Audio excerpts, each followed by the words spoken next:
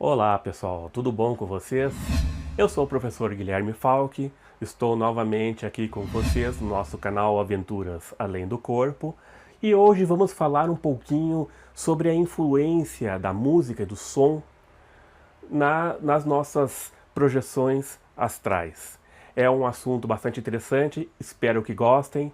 Já deixe seu joinha antes para não chegar no final do vídeo e depois esquecer, é muito importante para nós. E, depois da vinheta, vamos lá então bater um papo sobre este assunto.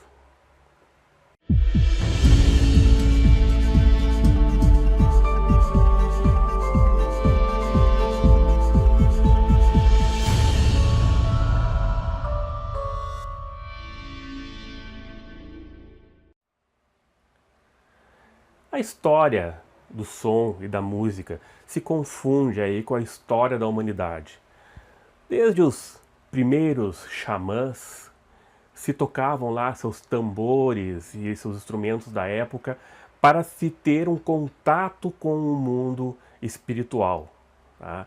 E a gente vê que essa questão do som, ela perdura até os dias de hoje.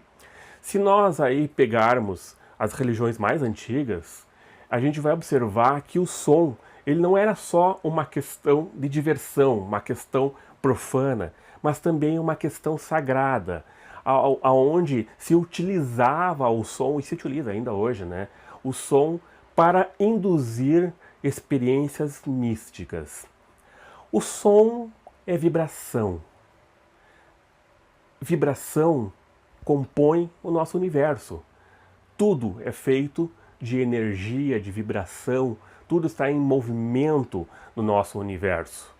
E o som, ele afeta a nós de uma maneira específica. Digamos assim, vocês já não viram aquele experimento onde uma pessoa consegue quebrar um copo de cristal utilizando a voz? As ondas sonoras influenciam na vibração daquele copo e fazem com que o copo estoure. Tá? Um som muito forte, como aconteceu, por exemplo, na Rússia, há alguns anos atrás, onde um meteoro entrou na atmosfera da Terra e estourou. Ele explodiu lá em cima, ele não chegou a encostar no chão, ele explodiu lá no ar. Ele explodindo lá, assim que ele entrou na atmosfera e que ele explodiu lá no ar, várias janelas de vários prédios estouraram também, por causa da vibração do som.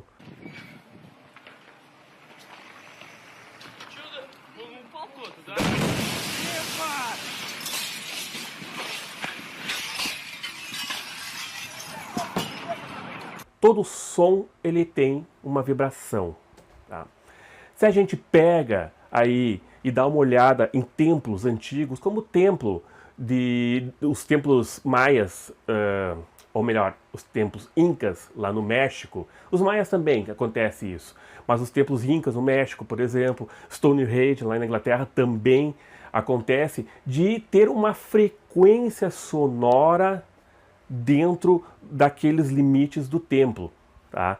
Então se você emite um mantra, um som naquele local ali, a reverberação das ondas sonoras, elas atingem um determinado padrão em hertz, vibração em hertz, que espantosamente eles descobriram que é de 110 hertz, que é um padrão de vibração sonora que influencia muito a nossa cabeça, o nosso cérebro. Quando a gente aí observa, por exemplo, as religiões como a Umbanda, que tem aí toda uma ritualística com base numa forma xamânica de se pensar, quando se toca o tambor, a gente vê que o toque do tambor, né, numa forma ritmada, ele começa a nos induzir a um transe. É assim que os espíritos baixam na Umbanda, com aquele ritmo do tambor, e vai chamando aquela vibração e aí o espírito desce. Os xamãs fazem isso também, eles vão tocando o tambor para entrar em transe. E o som, então, ele afeta de forma incrível o nosso eu interior, nossa psique. Tá? Pegamos aí, como exemplo, uma música de heavy metal. a gente coloca uma música de heavy metal, qual é a sensação que nós temos? A sensação, ela é de agitação, de euforia. A gente pode ver nos shows de heavy metal, por exemplo, que tem aquelas rodas onde eles se juntam e saem se batendo tudo, né?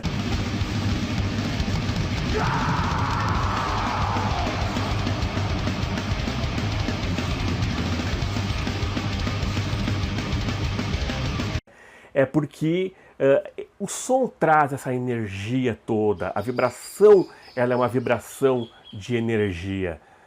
Isso não aconteceria, por exemplo, se nós tocássemos um Beethoven.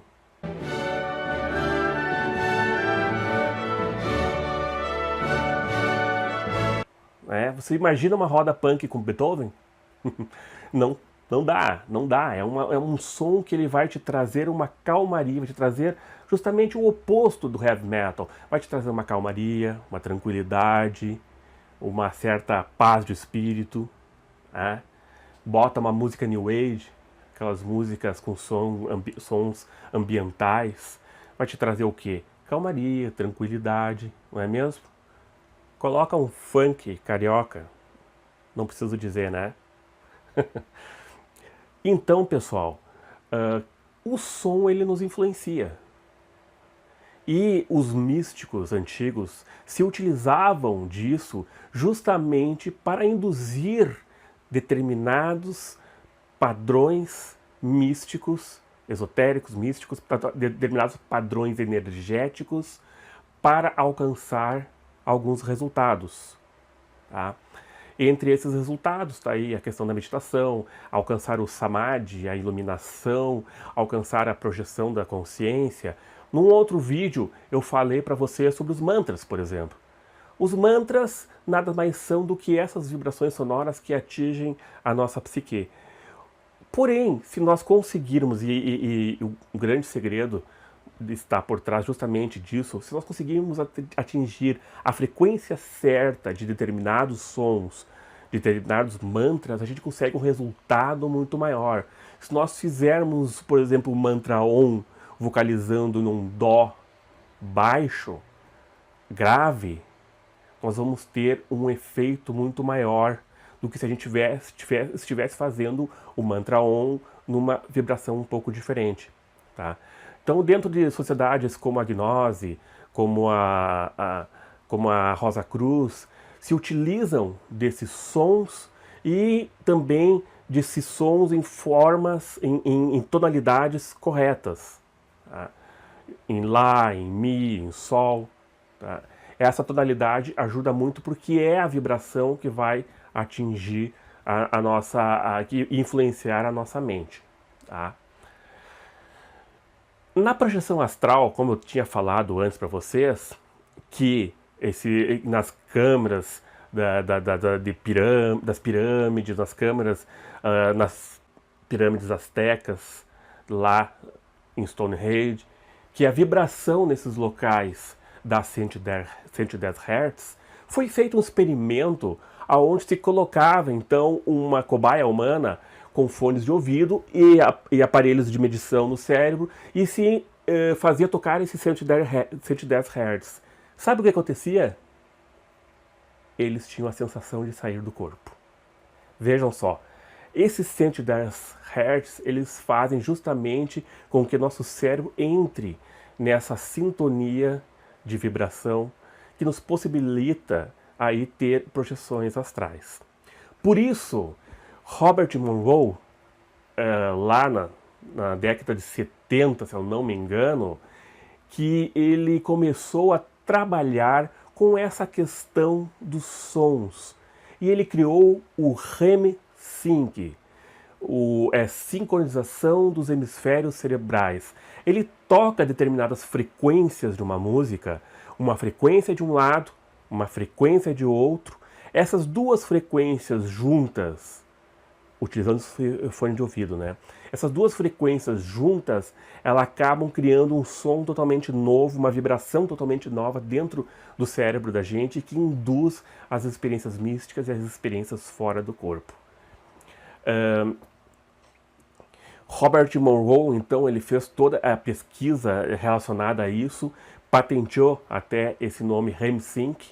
Outros fazem também, utilizando outros nomes como Brain Sync, sons binaurais, entre outros. Eles utilizam desse mesmo padrão aí para se induzir, então, experiências místicas.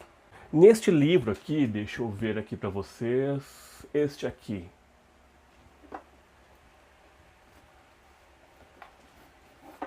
Neste livro aqui, do Robert Monroe, Viagens Além do Universo, é onde ele narra essas pesquisas que ele fez com o REM-Sync e narra aqui todos os resultados que ele teve, que foram fantásticos, experiências fantásticas, contatos com seres espirituais, realmente muito interessante. Quem tiver interesse, esse livro aqui ele é bem interessante, fala muito neste assunto, tá? Os outros dois livros do Robert Monroe não tocam tanto na questão do REM-Sync, embora o terceiro também fale nos REM-Sync, mas esse aqui é mais específico sobre essa questão. Mas o Robert Monroe, então, ele fez todo aí um estudo sobre isso, depois ele veio a falecer, né? E uma de suas maiores discípulas, digamos assim, né? Ela era amiga do Robert Monroe, mas ela estava sempre estudando com o Monroe e realizando as práticas com o REM-Sync, com o Monroe, que é a Rosalind. E a Rosalind, ela tem um dos seus livros que, deixa eu dizer para vocês, este aqui, neste livro aqui, Sojourners, My Guide Tours Through the Afterlife. Esse livro não tem em português, infelizmente, tá? Mas a Rosalind fala aqui que ela encontrou o Robert Monroe após a morte e ele levou ela até um laboratório onde ele continua as pesquisas com o som lá do lado do plano astral. Ele continua trabalhando nessa questão para trazer novidades para nós aqui, tá? Então, essa é uma pesquisa muito interessante. Existe um ramo agora de estudos nos Estados Unidos que é a arqueoacústica, aonde eles fazem uma pesquisa arqueológica em busca dessas questões sonoras. É muito interessante também e fala da importância do som nessas culturas todas e principalmente nessa questão religiosa. Então, pessoal, eu peguei já, voltando a falar dos REM-Sync do Robert Monroe, eu peguei já esses sons para praticar. Ele tem alguns áudios que ele induz através da fala dele, ele vai induzindo como se fosse uma auto-hipnose, e por trás tem todo esse sonzinho do REM-Sync que vai te induzindo também a um aprofundamento na prática. E é fantástico, pessoal, é muito interessante, vale a pena vocês tentarem e praticarem. Não pense que somente o som vai fazer com que vocês saiam do corpo. É preciso, claro, que vocês façam ali uma prática. Tem pessoas que só o som realmente tira do corpo, depende muito de cada pessoa.